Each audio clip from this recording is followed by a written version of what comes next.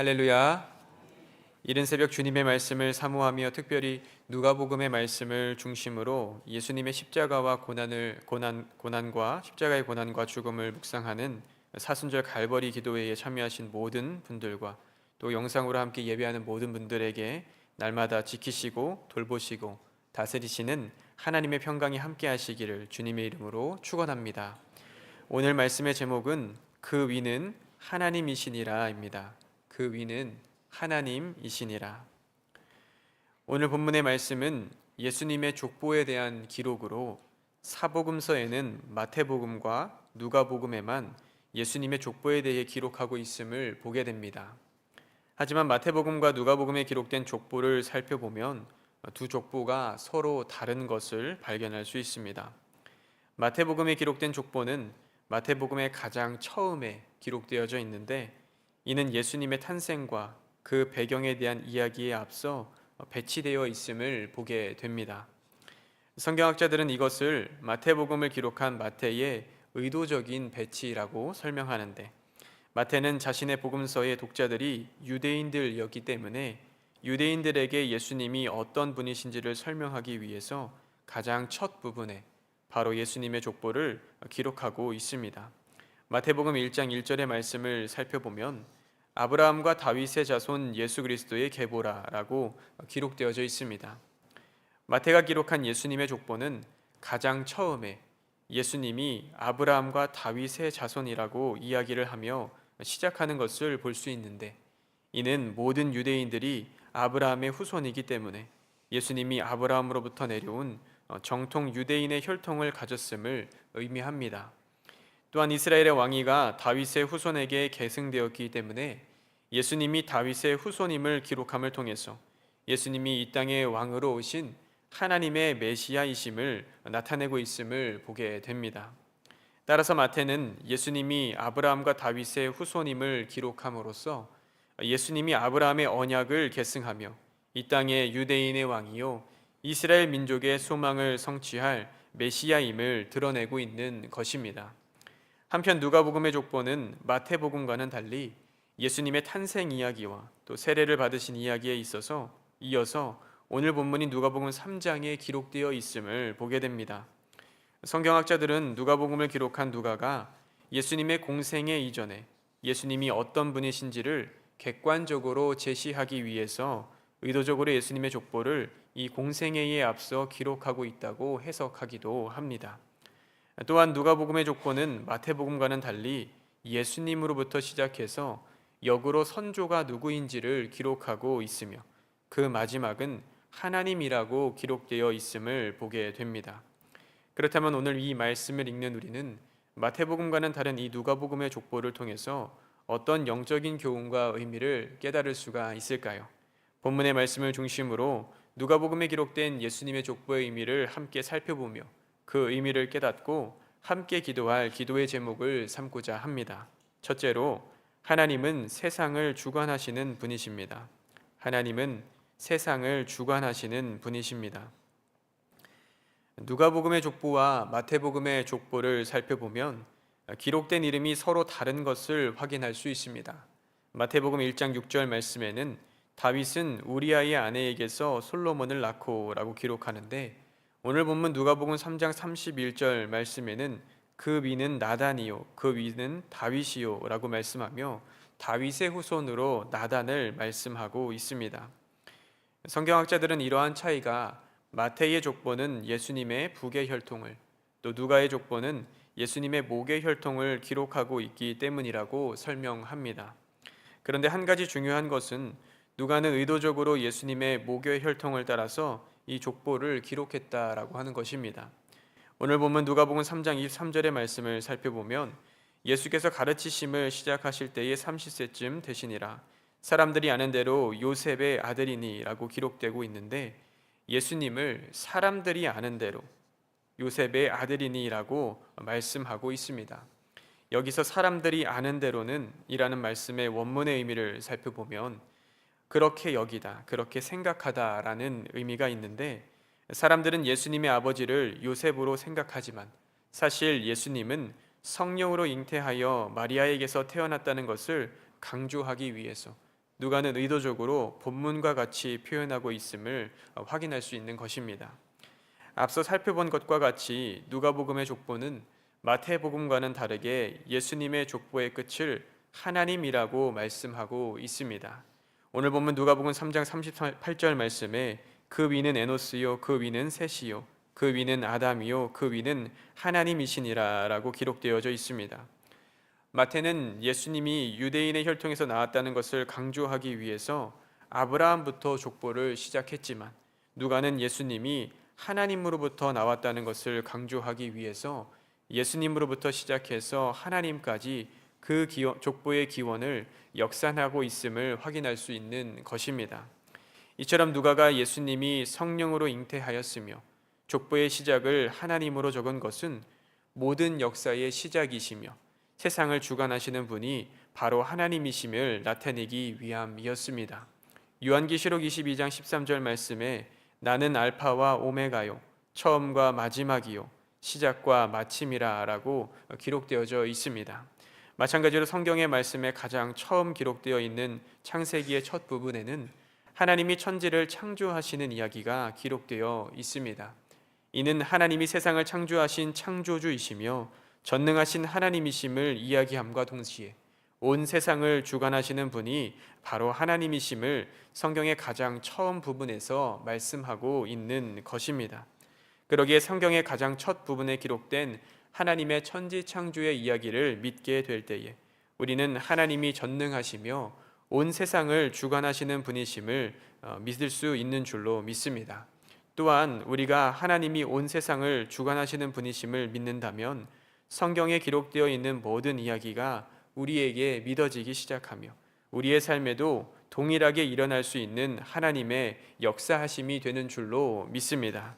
둘째로 하나님이 세상을 구원하셨다입니다. 하나님이 세상을 구원하셨다. 오늘 본문의 저자인 누가는 예수님의 족보를 기록하며 마태가 이스라엘 백성들의 조상인 아브라함에서 시작한 것과는 달리 아브라함부터 시작하지 아니하고 그 윗대로 올라가 하나님의 창조를 받은 모든 인류의 조상인 아담까지 거슬러 올라가는 것을 볼 수 있습니다. 아담은 하나님께서 태초에 천지를 창조하시며 여섯째 날에 직접 만드신 사람으로 하나님께서는 아담을 하나님이 창조하신 에덴 동산에서 하나님과 함께 교제하며 살도록 하셨습니다. 그러나 하나님이 금하신 선악을 알게 하는 나무의 실과를 따먹고 범죄하여 하나님이 창조하신 에덴 동산에서 쫓겨나게 되었고 하나님과의 관계가 깨어지게 되었습니다. 태초인 사람인 아담의 범죄는 모든 인류에게 영향을 미치는 원죄가 되었고 그로 인해 모든 사람은 영원히 죽을 수밖에 없는 죄와 사망에 빠지게 되었습니다. 로마서 5장 12절의 말씀을 보면 그러므로 한 사람으로 말미암아 죄가 세상에 들어오고 죄로 말미암아 사망이 들어왔나니 이와 같이 모든 사람이 죄를 지었으므로 사망이 모든 사람에게 이르렀느니라 라고 기록되어 있습니다. 한 사람의 범죄로 말미암아 모든 사람이 죄와 사망에 빠지게 된 것입니다. 그러나 하나님께서는 죄와 사망에 빠진 인류를 구원하시기 위해서 하나님의 하나뿐인 아들 독생자 예수 그리스도를 우리에게 보내주신 줄로 믿습니다. 사도 바울은 로마서 5장 19절 말씀에 한 사람이 순종하지 아니함으로 많은 사람이 죄인 된 것과 같이 한 사람이 순종함으로 많은 사람이 의인이 되리라 라고 말씀하고 있습니다. 누가가 예수님의 족보를 아브라함으로부터 시작하지 아니한 것은 예수님이 유대인들만을 위해 오신 분이 아니라 온 인류를 구원하시기 위해 오신 분이시기 때문인 줄로 믿습니다. 사랑하는 성도 여러분, 우리는 스스로를 구원할 수 없습니다. 마치 태평양 한복판에 빠진 사람이 아무리 수영을 해도 육지에 닿을 수 없는 것처럼 죄와 사망의 한복판에 빠진 우리는 우리의 스스로의 힘으로는 구원을 얻을 수가 없습니다. 그러나 하나님께서는 죄와 사망 가운데 빠진 우리를 내버려 두지 않으시고 구원의 은혜를 베풀어 주시는 줄로 믿습니다. 요한복음 3장 16절 말씀에 하나님이 세상을 이처럼 사랑하사 독생자를 주셨으니 이는 그를 믿는 자마다 멸망하지 않고 영생을 얻게 하려 하심이라 라고 기록되어져 있습니다. 아담의 범죄함으로 인해 모든 사람이 죄인이 되었지만 예수님의 죽음으로 인해 모든 사람이 구원의 은혜를 얻게 되었던 것이었습니다. 사람은 비록 영원히 죽을 수밖에 없는 하나님 앞에 범죄한 존재이지만 누구든지 예수 그리스도를 믿고 마음에 영접하기만 하면 하나님께서 주시는 구원의 은총을 받아 영생하는 은혜를 허락해 주신 것입니다. 그러기에 오늘 우리가 하나님 앞에 해야 할 한 가지 일이 있다면 바로 하나님을 믿고 영접하는 일인 줄로 믿습니다. 끝으로 하나님은 사랑이시다입니다. 하나님은 사랑이시다. 누가는 예수님의 족보를 서술하며 그 끝을 아담에게서 마치는 것이 아니라 하나님까지 이어지는 것을 볼 수 있습니다. 오늘 본문 누가복음 3장 38절 말씀에 그 위는 에노스요, 그 위는 셋이요, 그 위는 아담이요, 그 위는 하나님이시니라 라고 기록되어 있습니다. 그런데 이 말씀을 살펴보면 누가는 조상을 열거하며 그 위는 셋이요, 그 위는 아담이요 라고 말하는 것처럼 아담의 그 위는 하나님이시니라 라고 말씀하고 있습니다. 즉 아담은 아담의 아들은 셋이요 라고 말하는 것처럼 누가는 하나님의 아들은 아담이요 라고 말씀하고 있는 것입니다.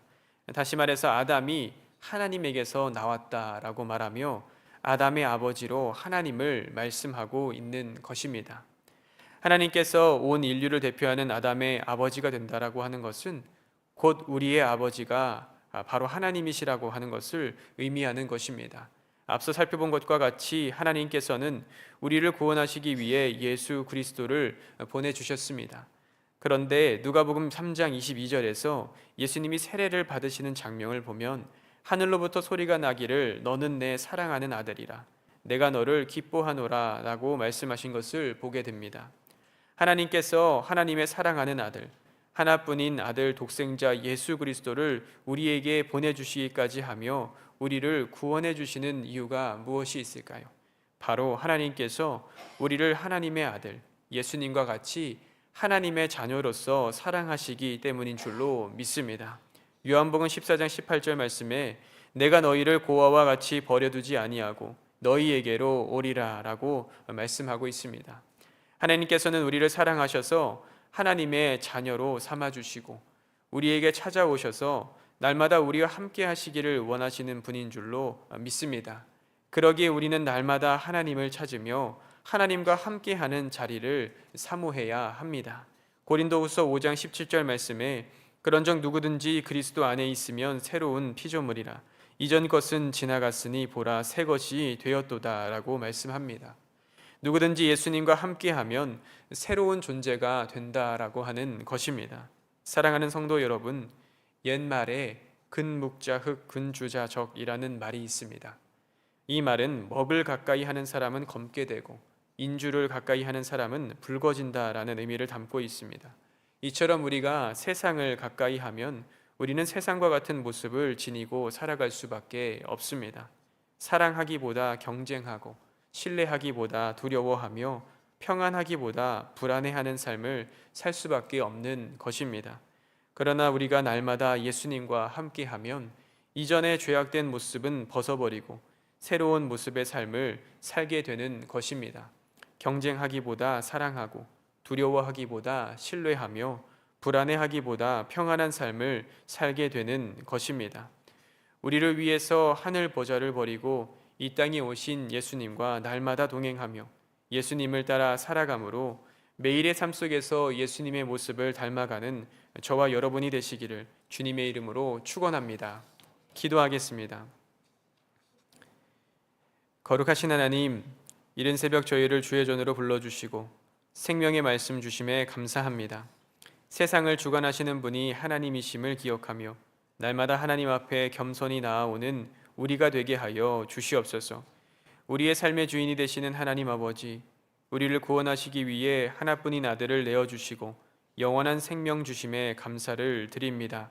우리를 하나님의 자녀 삼아 주셨으니 날마다 하나님과 동행하며 삶 속에서 예수 그리스도를 닮아가는 복된 걸음이 되게 하여 주시옵소서.